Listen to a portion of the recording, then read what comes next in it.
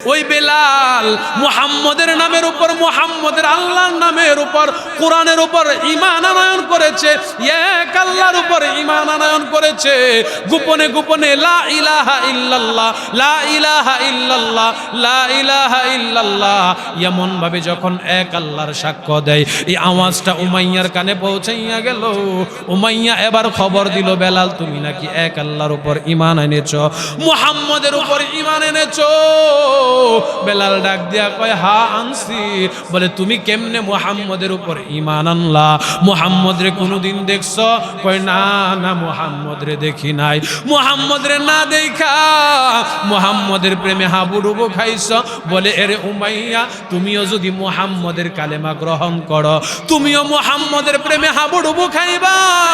বেলাল এই কথা বইলা উমাইয়ার মুখের উপর কালেমা পাঠ করলো, লা ইলাহা ইল্লাল্লাহ, লা খালিকা ইল্লাল্লাহ, লা মালিকা ইল্লাল্লাহ, লা রাজিকা ইল্লাল্লাহ। এরে উমাইয়া, তুমি আমার মালিক না, তুমি আমার খোদা না, আমার খোদা যিনি তিনি হলেন এক আল্লাহ। এরে উমাইয়া, আমি এক আল্লাহর উপর ঈমান আনয়ন করলাম, আমাকে তুমি যা খুশি তা করো, তারপরেও এক আল্লাহর উপর থেকে ঈমান সরাবো না। উমাইয়া এক আল্লাহর উপর থেকে ঈমান সরাইতে বেলালের নির্যাতন করতে শুরু করলো। তাফসীর কারকগণ বলেন, সময়ের কসম এই জন্য খাওয়া হইল। হায়াতে জিন্দেগির সবচেয়ে মূল্যবান এক দামি বস্তুর নাম হলো সময়। যে জাতি সময়ের কদর করছে, সময়ের মূল্যায়ন করছে, হোক সেটা দুনিয়ার লাইনে, ওই মানুষ দুনিয়ার লাইনে আগায়া গেছে। যে মানুষ সময়কে কদর করলো দ্বীনের লাইনে, সে মানুষটা দ্বীনের লাইনও আগায় গেল। আল্লাহর নবী বলেন, সময় অত্যন্ত দামি এক বরকতময় জিনিস, যে সময়ের ব্যাপারে আল্লাহ তাআলা সতর্ক করেছেন। বলে সময়টা হলো বরফের নেই। বলেন কিসের নেই?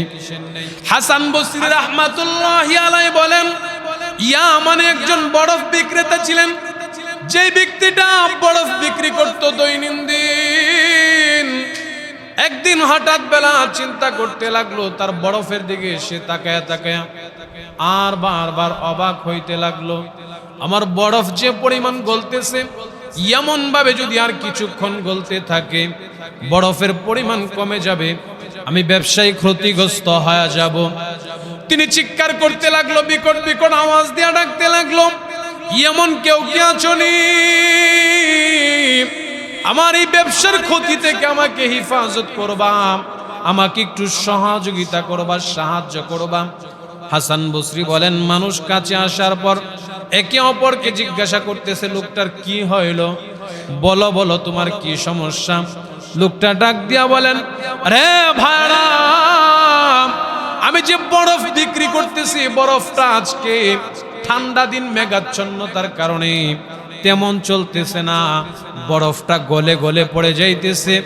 আর যার দরুন আমার ব্যবসার মধ্যে ক্ষতি হচ্ছে, লস চলে আসতে, কেউ কি আছনি আমার বরফটা কিনে আমাকে একটু উপকার করবা। হাসান বসরি ডাক দিয়া বলেন, দুনিয়ার মানুষ, সময়টা এমন এক দামি জিনিস, বরফের মতো সময়টা একটু একটু করে গলতে থাকে। বরফের যেমন একটা চাকা থাকে, মহান আল্লাহ আপনাকে আমাকে একটা হায়াতে জিন্দেগির একটা চাকা দিয়েছেন। হায়াতটা সংকীর্ণ একটা চাকা স্বরূপ। হায়াতটার মধ্যে আল্লাহ তাআলা এমন একটা নির্ধারিত সময় দিয়েছেন। কেউ 50 বছর, কেউ 60 বছর, কেউ 70 বছর বাঁচে। আল্লাহর নবী বলেন, এই জন্য আল্লাহ তাআলা বলেন, সময়ের শপথ, সময়ের কসম। বলে সময়ের কসম কেন খাইলেন?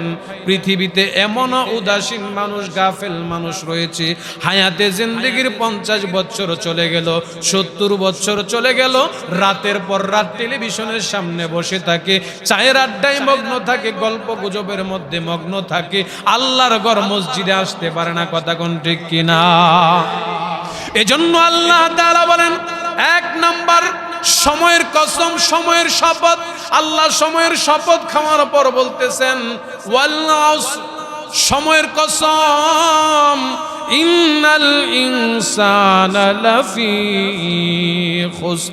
আল্লাহ বলেন মানুষ তোমাদের স্বভাব হইল দামি কোনো বস্তু বুঝাইতে গিয়া তার কদর বুঝাইতে গিয়া যদি কেউ না বুঝে তারে কসম খায়া বুঝাও। কথা কোন ঠিক কিনা? আপনি আমার একটা কথা বুঝতেছেন না, বুঝাইতে পারতেছি না, তখন মানুষ বাধ্য হয়ে কয় আল্লাহর কসম, আমার সন্তানের কসম। কয় কি কয় না? কেন কয়? কয় এটার কদর বুঝাইতে গিয়া। আর মানুষ যে জিনিসের কসম খা সে জিনিসটা নিঃসন্দেহে দামি না কম দামি?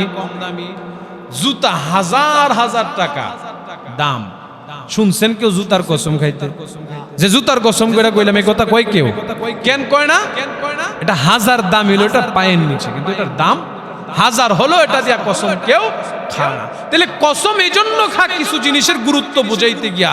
আল্লাহ বলেন ইন্নাল ইনসানা লাফি খুসর, নিশ্চয় নিশ্চয় তাম পৃথিবীর মানুষ ক্ষতিগ্রস্ত। তাম পৃথিবীর মানুষ ক্ষতিগ্রস্ত। ক্ষতিগ্রস্ত কাকে বলা হয়? বলে ব্যবসার একটা সাইড হলো লাভ, আরেকটা সাইড হলো লস। ক্ষতিগ্রস্ত, বিপদগ্রস্ত। আল্লাহ তাআলা কেন বললেন? আল্লাহ বলেন তামাম পৃথিবীর মানুষ, হিন্দু বৌদ্ধ খ্রিস্টান মুসলিম সবাই ক্ষতিগ্রস্ত, কিন্তু তারা ব্যতীত। তারা কারা? আল্লাহ বলেন চার গুণওয়ালা, চার বৈশিষ্ট্যওয়ালা ব্যক্তি ব্যতীত পৃথিবীর সকল মানুষ ক্ষতিগ্রস্ত। বলেন সুবহানাল্লাহ। তারা কারা? ইল্লাল্লাযীনা আমানু, এক নাম্বার যারা ঈমান আনয়ন করলো, ঈমানদার হয়ে গেল। বলেন কি হয়ে গেল? আল্লাহ তাআলা প্রথম নাম্বার কসম খেয়ে বলেন পৃথিবীর সকল মানুষ ক্ষতিগ্রস্ত, কিন্তু তারা ব্যতীত। তারা কারা? বলে চার গুণ, চার বৈশিষ্ট্যওয়ালা ব্যক্তি ব্যতীত। কে কে? এক নাম্বার আল্লাহ নিজে বলেন ইল্লাল্লাযীনা আমানু, এক নাম্বার যারা ঈমান আনয়ন করলো, ওয়া আমিলুস সালিহাত, দুই নাম্বার যারা নেক আমল করলো, তিন নাম্বার ওয়া তাওয়াসাউ বিল হক, সত্য কথা বললো, সত্যের উপর নিজেকে প্রতিষ্ঠিত করলো, ওয়া তাওয়াসাউ বিস সবর, চার নাম্বার আল্লাহ তাআলা বলেন ওই মানুষ ক্ষতি থেকে বেঁচে গেল যেই মানুষ বিপদ মুসিবতের সময়, কঠিন বিপদের সময়ও সবুর করলো এবং অপরকে সবুর করার নির্দেশনা দিল, অপরকে সবুর করার আদেশ করলো। এই চার গুণওয়ালা মানুষ ব্যতীত তামাম পৃথিবীর মানুষগুলো ক্ষতির মধ্যে নিমজ্জিত। কে বলছেন? বলেন কে বলছেন? আল্লাহ তাআলা। তাইলে আমরা মোটামুটি এই আয়াতের তরজমাটা বুঝলাম। প্রথমে আল্লাহ তাআলা প্রথম আয়াতে কসম খাইছেন, দ্বিতীয় আয়াতে আল্লাহ ঘোষণা করছেন মানুষগুলো ক্ষতিগ্রস্ত, বিপদগ্রস্ত। আল্লাহ এরপরে বলেন তারা কারা? বলে তারা ব্যতীত যাদের মধ্যে চারটা গুণ রয়েছেন। এবার আসুন, প্রত্যেকটা সূরা নাজিলের একটা কারণ আছে যেটাকে শানে নুজুল বলা হয়। কি বলা হয়? আল্লাহ তাআলা কিন্তু পবিত্র মহাগ্রন্থ আল কুরআন একদিনে একসাথে নাজিল করেন নাই। কথা কন না আমার সাথে? একসাথে নাজিল করছে না, না। মহাগ্রন্থ আল কুরআন আল্লাহ তাআলা যখন যে জায়গায় যতটুকুন দরকার ততটুকুন পাঠাইছেন। এই কথাই কালাম, এটা মহান আল্লাহ বলেন আমি নিজে, আমি আল্লাহর কথা, আমি আল্লাহর কালাম। সুবহানাল্লাহ বলেন। নবীজি যখন এই কুরআন মানুষকে সন্ধে সন্ধে তিলাওয়াত করে শোনাইতো, বেঈমান কাফেররা একটা আরেকটারে কইতো দেখছস নি মুহাম্মদ কি চালাক, মুহাম্মদ কিন্তু আমরারে সন্ধে সন্ধে কবিতা আবৃত্তি কইরা শোনা, মুহাম্মদ আমাদেরকে উপন্যাস শোনা, মুহাম্মদের কাছে কেউ যায়ও না। নাউজুবিল্লাহ কোন। আল্লাহ তাআলা নিজে বলেন এই কালাম, এই কুরআন আমি আল্লাহর জবানের কথা। সুবহানাল্লাহ বলতেন না? আল্লাহ বলেন হাবিব আপনি ঘাবড়াবেন না, হতাশাগ্রস্ত হবেন না। বেঈমান কাফেরদেরকে বলেন আমি যে কথাগুলো আপনাকে দিয়ে বলাই, এমন একটা কথা তারা বানায়া দেখাক। পারছে কেউ বানাইতো? বানানো কি সম্ভব? আল্লাহ তাআলা এত সুন্দর করে চন্দে চন্দে মহাগ্রন্থ আল কুরআনে আপনার আমার জন্য উপদেশ রেখেছেন, যে উপদেশ শোনার পরে আজও পর্যন্ত কেউ কুরআন থেকে মুখ ফিরাইছে এমন শুনছেন? পবিত্র মহাগ্রন্থের প্রথম সূরা সূরাতুল ফাতিহা, যেই সূরাটা প্রত্যেক রাকাতে তিলাওয়াত হয় কি হয় না? আলহামদুলিল্লাহি রাব্বিল আলামিন আর রহমানির রহিম। তিলাওয়াত করে কি করে না? ইয়াসিন ওয়াল কুরআনিল হাকীম।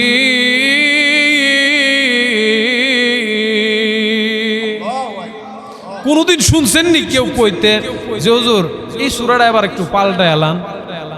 হ্যাঁ, কিন্তু লুব্বানের গান, মমতাজের গান, বারিক সিদ্দিকীর গান, আরো যত কণ্ঠশিল্পী আছে, এক একটা গানের এক একটা জোয়ার উঠে।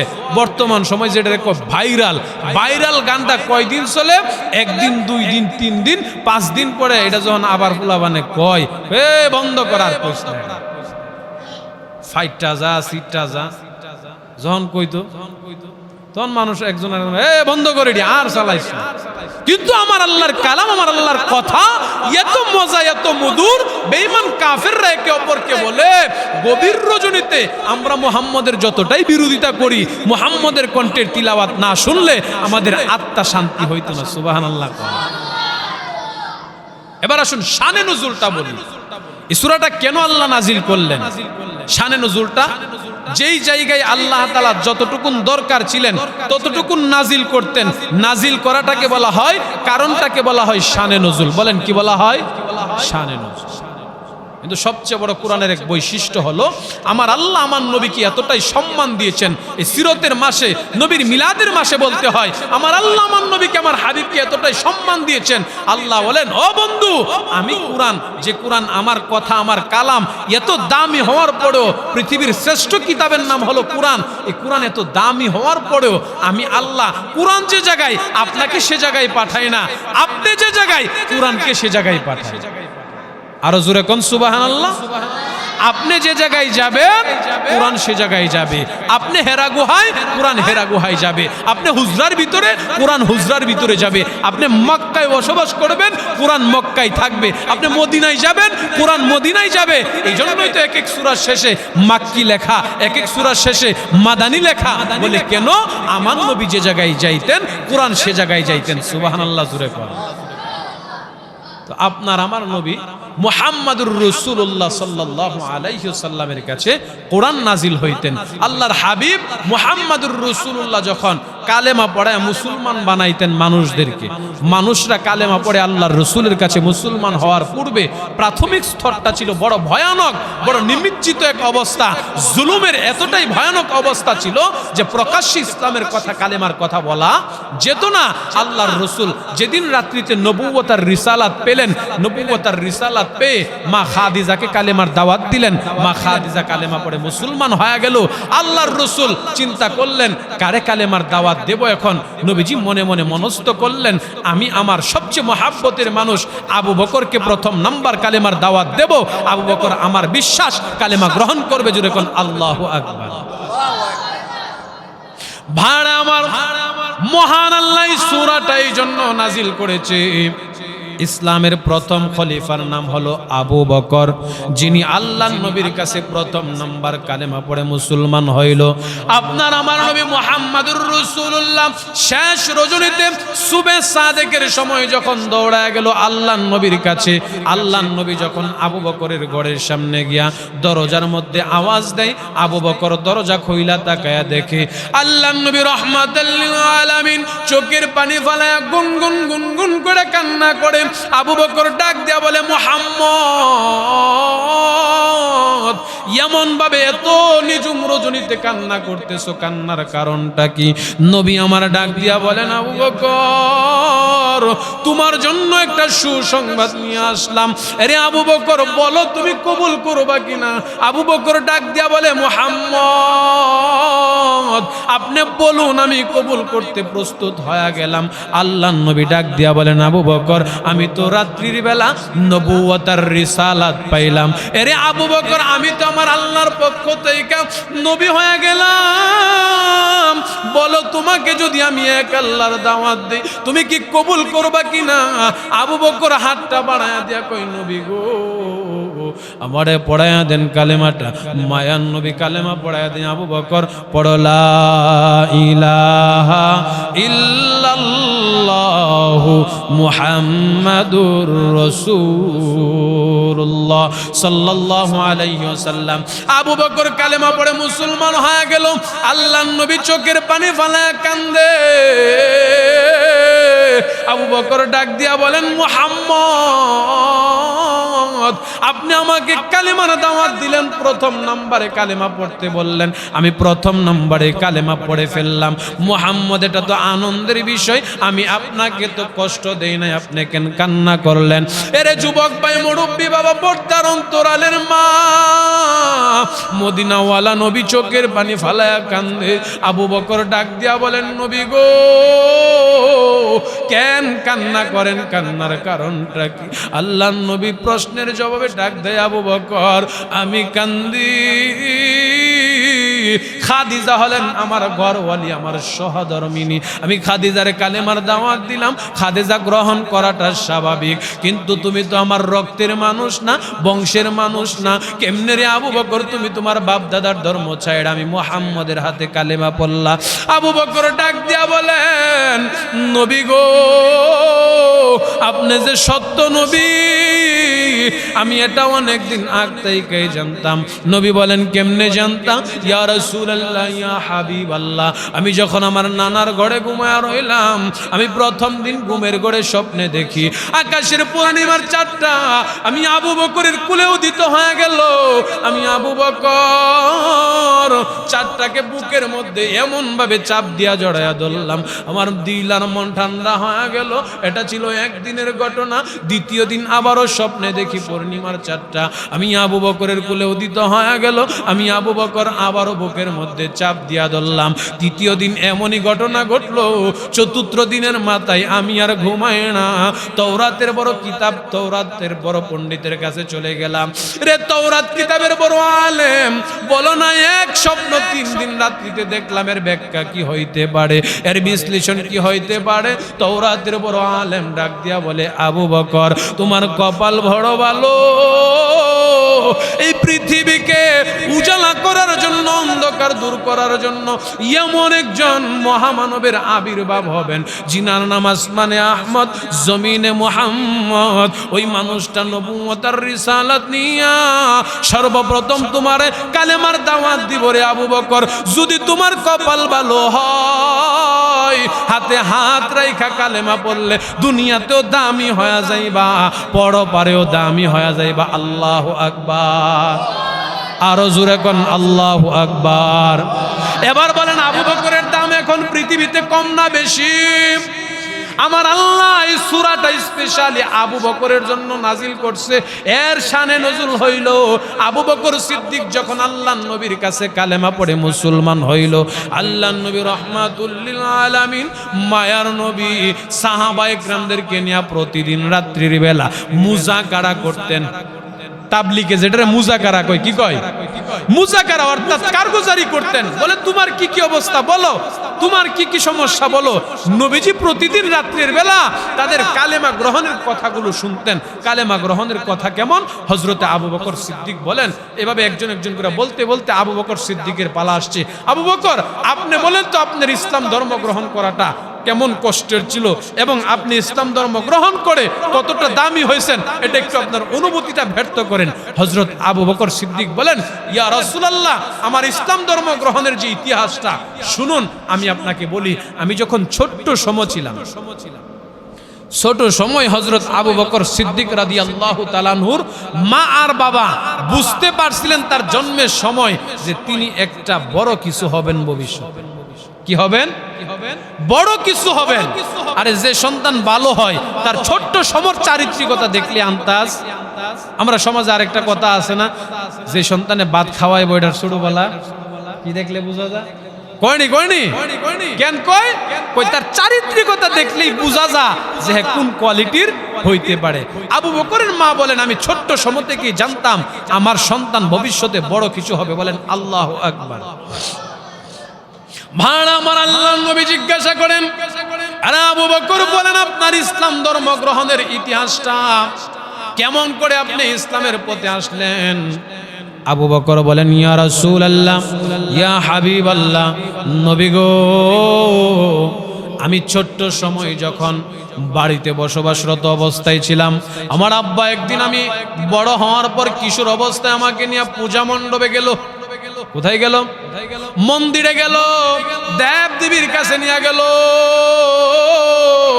আমার আব্বা আমার দেব দেবীর সাথে পরিচয় করায় দিতেছে, দেখায় দিতেছে, এটা হলো লাত, এটা উজ্জা, এটা মানাত, এভাবে এক একজন খোদার সঙ্গে পরিচয় করায় দিল। নাউজুবিল্লাহ।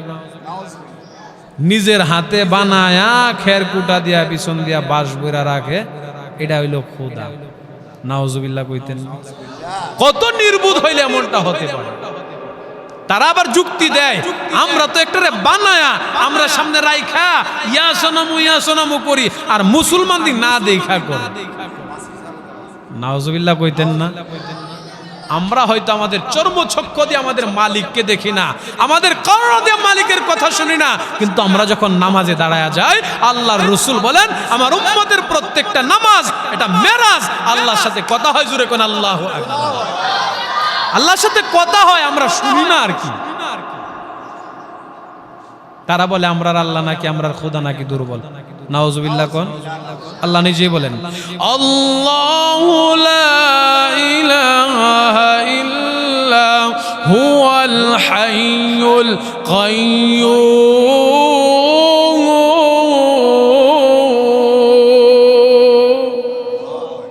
আল্লাহ তাআলা বলেন আমি তো ওই রব যিনি চিরঞ্জীব, যার কোনো মরণ নাই। লা তাখুযু সিনাতু ওয়ালা নাওম।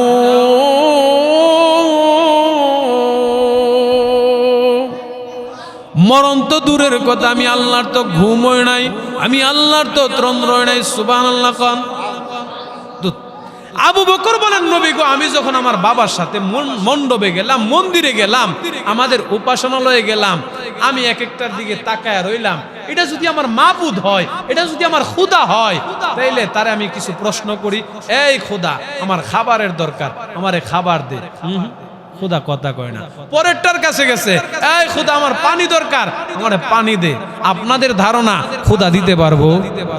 আরে দিতে পারবো তো দূরের কথা, খোদার সামনে যে খাবার দেওয়া হয় সে খোদা মাসি বুন বুন করে গান গায়া খা, চুরি করে খানা, কই বুন বুন বুন, এই ক্ষমতা থাকলে আমারে ফিরা, আমি তোর সামনের খাবার খাইতেছি। এমন হতভম্ব ধ্বজবর্ণ খোদার কাছ থেকে কিভাবে আপনি আশা করতে পারেন ভালো কিছু? আবু বকর বলেন আমার বিশ্বাস হলো না। আবার পরের দিন আমার আব্বা নিয়ে গেল, আমি একটা পাথর দ্বারা বড় খোদাটারে আঘাত কইরা মাথাটা দেহ থেকে আলাদা করে জমিনে ফালায়া দিলাম। ফালায়া দেওয়ার পর বিকট আওয়াজ হইল, মানুষ চতুর্দিক দিয়া হই হুল্লা শুরু করলো। কি এমন কাজ করলো? আশ্চর্য হয়ে গেল, কে আমাদের খোদার মাথা ভাঙলো? বলে আর কে ভাঙবে? বলে মুহাম্মাদুর রাসূলুল্লাহর অনুসারী মুহাম্মাদুর রাসূলুল্লাহ সাল্লাল্লাহু আলাইহি ওয়াসাল্লামের হাতে হাত রেখে কালেমা পড়নেওয়ালা আবু বকরের কাজ এটা। আবু বকরের বাবা বলেন রাগার গুচ্ছা নিয়ে আমি সন্তানের বাড়িতে চলে গেলাম। হযরত আবু বকর বলেন ইয়া রাসূলুল্লাহ, এমন ভাবে আমি যখন কিছুদিন সময় অতিক্রম করলাম, আমি আপনার কালেমা গ্রহণ করার পর আমি আমার যে বন্ধুর সাথে ব্যবসা করতাম, আমাদের পূর্বের ধর্ম তো ছিল ইহুদি ধর্ম, আমরা ওই ধর্মের অনুসারী, কিন্তু আমি যখন আপনার কাছে কালেমা পড়ে মুসলমান হয়ে গেলাম, আমি হয়ে গেলাম মুসলমান, সে হয়ে গেল বলেন সে তার আগের ধর্মে রয়ে গেল ইহুদি। এখন বলেন দুইজন কি এক ধর্মের? ব্যবসার একটা নিয়ম কানুন আছে না? ব্যবসাটার নিয়ম হইল খোলার পরে ওই হিন্দুরা দেখবেন তারা তাদের ধর্মের যে একটা ভাবমূর্তি আছে এটা নিয়ে দোকান খুলে বুং করে কিনা। মুসলমানের স্বভাব হইল মুসলমান, দোকান খুইলা কোরআন খুইলা কোরআন তিলাওয়াত করব। আবু বকর চিন্তা করছে আমি তো মুসলমান হয়ে গেলাম, সে তো মুসলমান হয় না, কিন্তু এখন আশ্চর্যের বিষয় হলো আমি যে মুসলমান হইলাম সে তো বেদুর্মী, তার সাথে তো আমার ধর্মের সম্পর্ক নাই, তার সাথে তো আমার সম্পর্কটা মিলবে না। কি করা যায়? তারে নিয়ে বসছে, ভাই আজকে থেকে তো আমি মুসলমান হয়ে গেলাম, তুমি তোমার পূর্বের ধর্মে রয়ে গেলা, ভাই তোমাকে আমার অনুরোধ, আমার সাথে যে ব্যবসাটা আছে চলো আমরা পার্টনারটা শেয়ারটা ভাগাভাগি করি। কি দুইজনে যে ব্যবসা করে এটা কি কয়?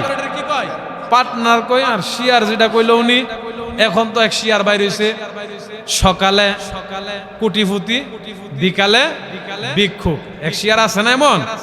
আরে আছে না নাই? হযরত আবু বকর বলেন, ভাই চলো আমরা দুইজনে বিভক্তি করে নেই। হযরত আবু বকর হিসাব করে তার 40,000 দিরহাম, তার 40,000 দিরহাম নিয়ে বাড়িতে চলে গেলেন। 6 মাস পরে যে হিন্দু ব্যক্তি, যে ইহুদি ব্যক্তি তার সাথে ব্যবসার পার্টনার ছিল, তার সাথে সাক্ষাৎ। আবু বকর, বলো তো আবু বকর, তুমি যে তোমার 40,000 দিরহাম নিয়ে গেছিলা, দিনার নিয়ে গেছিলা, আমি তো আমার 40,000 দিরহাম দিনার নিয়ে গিয়া ব্যবসা কইরা ব্যবসায় এতটাই প্রফিট হইছি, লাভবান হইছি, আমার 40 দ্বিগুণ বাইরা 80 হয়ে গেছে, বলো তোমার 40-এর খবর কি? আবু বকর সিদ্দিক বলেন, ভাই তুমি তো ব্যবসায় লাগায়া 40-এর আরো 40 বানাইছো, আমি তো এমন ব্যবসা করছি যে ব্যবসা করার দরুন আমার 40 কমতে কমতে 4-5 হাজারের মধ্যে আসছে। তুমি কেমন ব্যবসা করলা? তোমার লাভ হওয়ার কথা এখন লস হইল, কারণটা কি? আমি আমার সম্পদটা নিয়ে চিন্তা করলাম এই টাকাটাকে কেমনে দিনের পথে কাজে লাগানো যায়। আমি দুনিয়াতে থাইকা দুনিয়া উপার্জন করব না, দুনিয়ার অট্টালিকা জমাবো না, আমি আমার পরকালের জান্নাতের বাড়ি বানাবো। আল্লাহু আকবার। বকর সিদ্দিক ডাক দিয়া বলেন, ইয়া রাসূলুল্লাহ, ইয়া হাবিবাল্লাহ, আমি আমার দিরহাম দিনার গুলো দিয়া আমি দিনের কাজে লাগাইতেছিলাম, দিনের বিভিন্ন উপকার করতেছিলাম, দিনে বিভিন্ন কাজের মধ্যে আমার টাকা খরচ করতেছিলাম। এর মধ্যে আমার একটা বড় কাজ ছিল, আমি গোলাম আজাদ করতাম। গোলাম, কোন মুসলমান গোলাম যদি কোন বেঈমান কাফেরদের কাছে কষ্টরত অবস্থায় থাকতো, তাকে আমি আজাদ করে দিতাম, মুক্ত করে দিতাম। করতে করতে আমার দিনার দিরহাম গুলো কমে গেল। ইয়া রাসূলুল্লাহ, ইয়া হাবিবাল্লাহ, এক এক করে 6 জন গোলাম আমি আজাদ করলাম। 7ম নাম্বার একজন গোলামকে আমি আজাদ করলাম, যে গোলামের জন্য আমার অন্তরের মধ্যে মায়া জন্মাইলো, যে গোলামের জন্য আমার অন্তরে ভালোবাসা জন্মাইলো। বলে গোলামটা কোনো সম্ভ্রান্ত ফ্যামিলি পরিবারের নয়, যার বাড়ি হইল হাবশা। 7ম নাম্বার 7 নাম্বার গোলাম, যার নাম হইল বেলাল হাবশি। হাবশি গোলাম, যার চেহারাটা দেখতে বড় কালো, দাঁতগুলো বিশ্রী, চেহারার বাচন ভঙ্গি বিশ্রী। ওই বেলালকে উমাইয়া গোলাম বানায় আনিছে। ওই বেলাল মুহাম্মদের নামের উপর, মুহাম্মদের আল্লাহর নামের উপর, কোরআনের উপর ঈমান আনয়ন করেছে, এক আল্লাহর উপর ঈমান আনয়ন করেছে। গোপনে গোপনে লা ইলাহা ইল্লাল্লাহ, লা ইলাহা ইল্লাল্লাহ, লা ইলাহা ইল্লাল্লাহ এমন ভাবে যখন এক আল্লাহর সাক্ষ্য দেয়, এই আওয়াজটা উমাইয়ার কানে পৌঁছাইয়া গেল। উমাইয়া এবার খবর দিল, বেলাল তুমি নাকি এক আল্লাহর উপর ঈমান এনেছো, মুহাম্মদের উপর ঈমান এনেছো। বেলাল ডাক দিয়া কয়, হ্যাঁ আনছি। বলে তুমি কেমনে মুহাম্মদের উপর ঈমান আনলা? মুহাম্মদরে কোনদিন দেখছো? কয় না না, মুহাম্মদরে দেখি নাই। মুহাম্মদরে না দেখা মুহাম্মদের প্রেমে হাবুডুবু খাইছ। বলে এরে উমাইয়া, তুমিও যদি মুহাম্মদের কালেমা গ্রহণ করো, তুমিও মুহাম্মদের প্রেমে হাবুডুবু খাইবা। বেলাল এই কথা বইলা উমাইয়ার মুখের উপর কালেমা পাঠ করলো, লা ইলাহা ইল্লাল্লাহ, লা খালিকা ইল্লাল্লাহ, লা মালিকা ইল্লাল্লাহ, লা রাজিকা ইল্লাল্লাহ। এরে উমাইয়া, তুমি আমার মালিক না, তুমি আমার খোদা না, আমার খোদা যিনি তিনি হলেন এক আল্লাহ। এরে উমাইয়া, আমি এক আল্লাহর উপর ঈমান আনয়ন করলাম, আমাকে তুমি যা খুশি তা করো, তারপরেও এক আল্লাহর উপর থেকে ঈমান সরাবো না। উমাইয়া এক আল্লাহর উপর থেকে ঈমান সরাইতে বেলালরে নির্যাতন করতে শুরু করলো। নির্যাতনের ধরনটা কেমন ছিল? মুসলমান বেলালের উত্তপ্ত মরুভূমির মধ্যে ফালায়া বেলালের বুকের উপর এত বিশাল পাথর চাপা দিয়া রাখছে। মুসলমান ভাড়া আমার, গত মাসে উমরা সফরে গেলাম, দেখলাম মদিনার রাস্তায় হাঁটতে বড় কষ্ট হয়, মক্কার জমিনে হাঁটতে বড় কষ্ট হয়। যে স্যান্ডেল পরিহিত অবস্থায় হাঁটতাম, ওই স্যান্ডেলটা কেমন যেন নরম হয়ে গেল। বেলাল ওই সময় মরুভূমির মধ্যে শুয়ায়া, বেলালরে যখন মরুভূমির মধ্যে পাথর চাপা দিয়া রাখা হয়, বেলাল লা ইলাহা ইল্লাল্লাহ, লা ইলাহা ইল্লাল্লাহ কালেমা ভুলে না, কালেমা তাইকা দূরে আসে না। উমাইয়া এবার বেলালের গলার মধ্যে রশি লাগায়া, বাচ্চাদের হাতের মধ্যে ধরায়া বের করে দিল। এরে বাচ্চারা, ই বেলাল রে মদিনার অলিতে গলিতে, মক্কার অলিতে গলিতে ঘুরাইতে থাক, মক্কার অলিতে গলিতে ঘুরা। আবু আবু বকরের মায়া লাগা গেল। আবু বকর বেলালের কাছে গিয়া কানে কানে কই, বেলাল শুনছি তুমি কালেমা পড়ছো। কই হ্যাঁ পড়ছি। তুমি যদি এক আল্লাহর উপর ঈমান আনয়ন করো তাহলে ওই আল্লাহর নাম, ওই খোদার নাম মনে মনে জপরে। বেলাল আস্তে পড়লেও শুনে, জোরে পড়লেও আমার আল্লাহ শুনে। ঠিক আছে আমি আস্তে আস্তে পড়বো। বেলাল বলেন আমি আস্তে পড়তে চাই, আস্তে পড়তে পারি না, কারণ বেঈমান কাফেররা যখন আমারে আঘাত করে, আমার আঘাতটা এমন ভাবে শরীরে লাগে, আমি যখন আল্লাহর নামটা জোরে জোরে বলি আমার আঘাতটা হালকা হয়ে যা। আবার পরের দিন আবু বকর বলে বেলাল আস্তে পড়ো। বেলাল আস্তে পড়ে না। আবার যখন তৃতীয় দিন বলল, উমাইয়ার রাগ আর গুচ্ছা নিয়া আবু বকর রে ডাক দিয়া কয়, আবু বকর ইয়ে তো যদি মায়া হয় বেলাল রে তুমি কিন্না নিয়া যাও। আবু বকর কই মনে মনে আমি তো এটাই চাইছিলাম। সুবহানাল্লাহ। আবু বকর ডাক দিয়া বলেন, বলো বলো কত দিনারের বিনিময়ে বিক্রি করবা? আবু বকর বিলালকে কিনা আল্লাহর নবীর দরবারে নিয়ে গেল। আমার মদিনাওয়ালা নবী বেলালের চেহারার দিকে তাকায় মায়ায় পড়ে গেছে। রহমতের নবীর চোখ দিয়া টপ টপ করে পানি পড়ে। বেলাল মায়ার নবীর নকশে কদমে পার মধ্যে চুমু খায় আর ডাক দিয়া কই, নবী গো তোমারে দেখি নাই, তোমার প্রেমে পাগল হইয়া আজকে দীর্ঘ কয়টা দিন যাবত উমাইয়ার নির্যাতনের শিকার হইলাম। নবী গো আমারে সরায়া দিবেন না, আমারে বুকের মধ্যে উঠায় নিবেন নি। আল্লাহর নবী ডাক দিয়া বলেন, বেলাল আয় রে বেলাল আয়, তোর ঠিকানা আমার পায়ে নয়, তোর ঠিকানা আমি নবীর বুকের মধ্যে। আল্লাহর নবী বুকের মধ্যে নিয়া বেলালের কপালে চুম্বন খায়। পরের দিন উমাইয়া, আবু জাহেল, আবু লাহাব, উতবা, শাইবা নবীর কাছে গেছে। মায়ান নবী মসজিদে নববীর সামনে বসা, খানায়ে কাবার সামনে বসা। আল্লাহর নবীর কাছে গিয়া ডাক দিয়া কই, মুহাম্মদ আমরা আসছিলাম মক্কার সর্দার মাতাব্বররা, তোমার কাছ থেকে কিছু কথা শুনবো, কিন্তু তোমার ডান দিকে বাম দিকে গরিব গুরাবা বসা, বেলালের মতো গোলাম বসা, আমরা এই মহলে বসতে পারবো না। আমরা এই মহলে বসতে রাজি না। কেন? বেলালের মতো গোলাম যে মর্যাদায় যে জায়গায় বসা, আমরা তার সাথে বসতে পারি না। বেলাল আল্লাহর রসুলের দিকে তাকায়া রইছে। আল্লাহর রসুল ডাক দিয়া বলে, বেলাল শুনো, আজকে তোমাকে আমি একটু অনুরোধ করি, আজকের জন্য অন্তত পক্ষে তুমি আমার দরবার থেকে একটু সরে যাও। আল্লাহর রসুল এই কথা বলার পর মায়ান নবীর সাহাবী হাফসি গোলাম বেলাল মদিনাওয়ালার প্রেম বুকের মধ্যে লালন করে বেলাল চোখের পানি ফালায়া কাঁদতে শুরু করলো। আল্লাহর নবীর নির্দেশ মানতে গিয়া বেলাল নবীর কাছ থেকে সরে দূরে চলে গেছে। গিয়া পাথরের সাথে হেলান দিয়া বেলাল কান্দে, আল্লাহ আমি বেলাল নবীর জন্য পাগল হয়ে নবীর কাছে আসলাম। আল্লাহ নবী আজকে মক্কার ধনাঢ্য ব্যক্তিদের কারণে আমাকে বের করে দিল। ও আল্লাহ তুমি যদি বাইর করে দাও আমি বেলাল কার কাছে যাব? আল্লাহ তাআলা সাথে সাথে ডাক দেয়, জিবরাইল যাও যাও আমার বন্ধুরে গিয়া বলো মক্কার আবু জাহেল, উতবা, শাইবা, আবু লাহাব আমার দরকার নাই, বেলালের নিয়ে বলো নবীকে দিন পার করার জন্য বেলালের মাধ্যমে ইসলাম জিন্দা হবে। সুবহানাল্লাহ।